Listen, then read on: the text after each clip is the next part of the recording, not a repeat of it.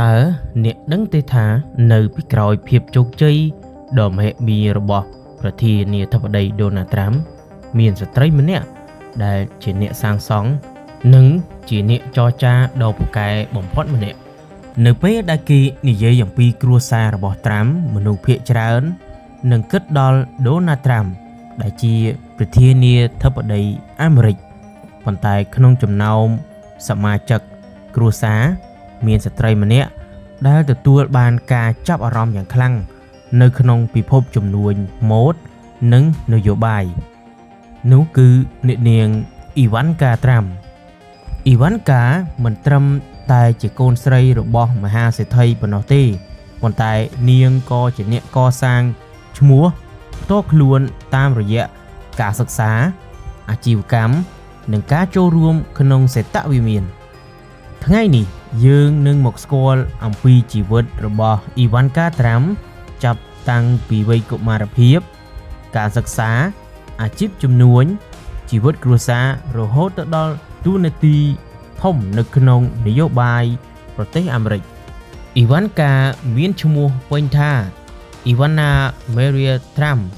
អ្នកនាងបានកើតនៅថ្ងៃទី30ខែតុលា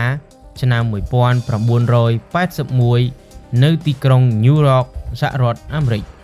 ឪពុករបស់អ្នកនាងគឺជាលោក Donald Trump ដែលជាមហាសេដ្ឋីអចលនទ្រព្យនិងជាម្ចាស់អាជីវកម្មដ៏ល្បីម្ដាយរបស់អ្នកនាងគឺជា Ivana Trump ដែលជាអតីតតារាម៉ូដែលនិងជាអ្នកជំនួញមកពីក្រៅប្រទេស Czech Republic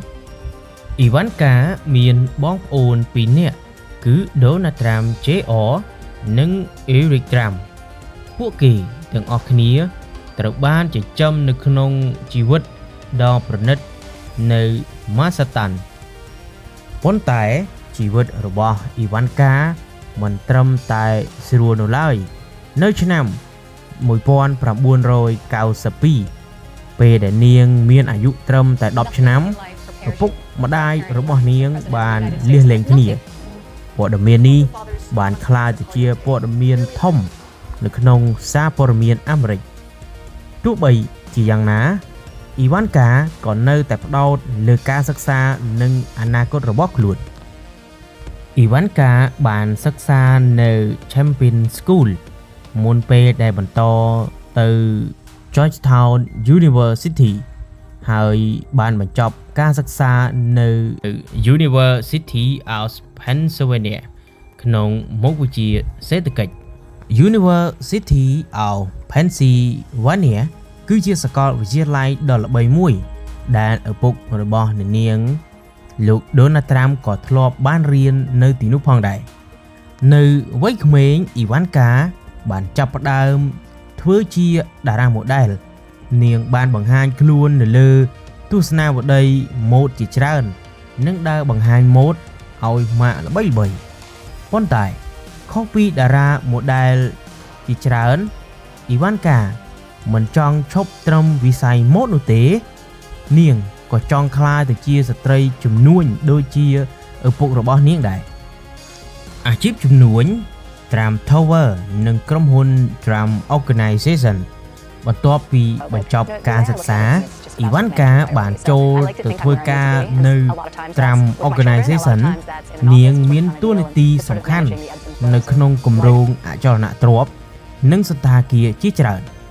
Ivanka ត្រូវបានគេស្គាល់ថាជាមនុស្សឆ្លាតនិងមានវិន័យនិងមានសមត្ថភាពក្នុងការចរចាអាជីវកម្មក្រៅពីធ្វើការជាមួយគ្រួសារនាងក៏បានបង្កើតម៉ាកផ្ទាល់ខ្លួនរបស់ Ivanka Trump ដែលលក់សម្លៀកបំពាក់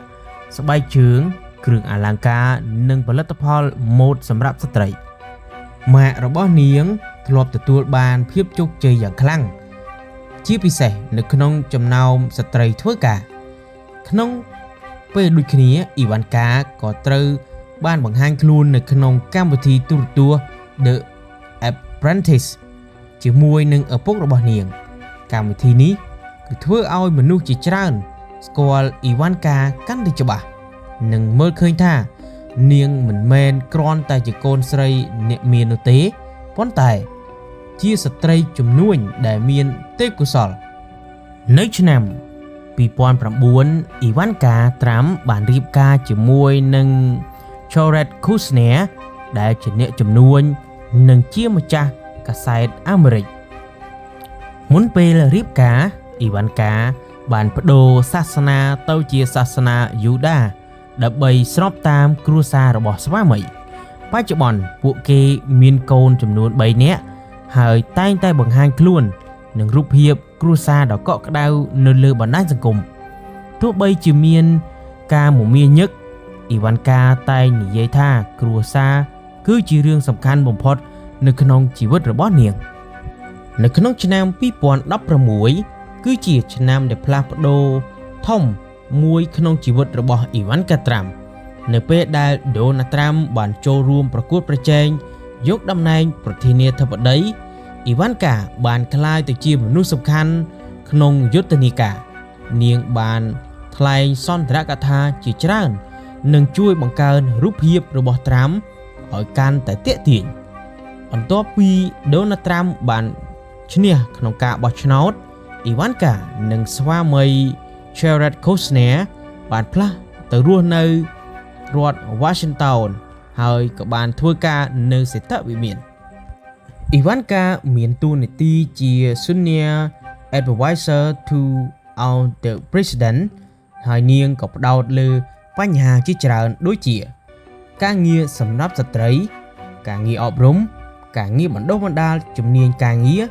និងការគាំទ្រគ្រួសារអ៊ីវ៉ាន់កាបានចូលរួមកិច្ចប្រជុំជាមួយនឹងមេដឹកនាំពិភពលោកជាច្រើននិងតំណាងអាមេរិកនៅក្នុងព្រឹត្តិការណ៍អន្តរជាតិប៉ុន្តែនៅក្នុងពេលនោះដូចគ្នានាងក៏រងការរិះគន់ផងដែរមនុស្សមួយចំនួនគិតថាអ៊ីវ៉ាន់កាទទួលបានអំណាចដោយសារគ្រួសារខណៈដែលអ្នកគាំទ្រមើលឃើញថានាងគឺមានសមត្ថភាពពិតប្រាកដជីវិតអ៊ីវ៉ាន់កាត្រាំគឺជាការលាយឡំបញ្ចូលគ្នារវាងភាពល្បីល្បាញអាជីវកម្មនិងនយោបាយពីក្មេងស្រីម្នាក់ដែលរស់នៅក្នុងគ្រួសារមហាសេដ្ឋីហើយនាងបានក្លាយទៅជាស្ត្រីដែលមានឥទ្ធិពលបំផុតម្នាក់នៅក្នុងអាមេរិកមនុស្សខ្លះសរសើរនាងខណៈមនុស្សខ្លះក៏បានរិះគន់ប៉ុន្តែអ្វីដែលមិនអាចបដិសេធបានគឺអ៊ីវ៉ាន់កាត្រាំបានបង្កើតឥទ្ធិពលយ៉ាងខ្លាំងលើសង្គមអាមេរិកក្នុងរយៈពេលជាច្រើនឆ្នាំតើអ្នកយល់យ៉ាងណាចំពោះអ៊ីវ៉ាន់កាត្រាំកុំភ្លេច like ហើយនិង share និង subscribe ដើម្បីទទួលបានវីដេអូប្រវត្តិជីវិតថ្មីៗបន្ថែមទៀតសូមអរគុណ